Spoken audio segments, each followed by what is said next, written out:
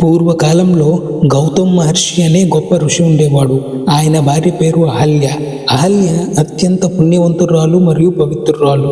ఆమె అందం, సద్గుణాలు దేవతలకైనా ఆదర్శంగా ఉండేవి. ఒకసారి దేవేంద్రుడు అయినటువంటి ఇంద్రుడు అహల్య అందానికి మోహించి తప్పుడు కోరికలతో గౌతమ్ మహర్షి తపస్సుకు వెళ్ళిన సమయాన్ని గమనించి ఆయన రూపాన్ని ధరించి ఆశ్రమంలోకి ప్రవేశించాడు.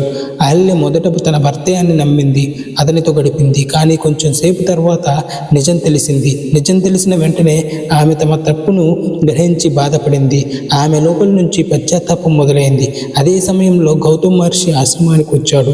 జరిగినదంతా తెలుసుకున్నాడు. కోపంతో గౌతముడు అహల్యను ఇలా శాపించాడు: నీ శరీరం రాయి రూపంలో మారి ఈ ఆశ్రమంలోనే ఉండాలి. శ్రీరాముడి పాద స్పర్శతో నీకు విముక్తి కలుగుతుంది. ఇది శిక్ష కాదు, నీ పశ్చాత్తాపానికి మార్గం. ఆ శాపంతో అహల్య రాయి రూపంలో మారిపోయింది.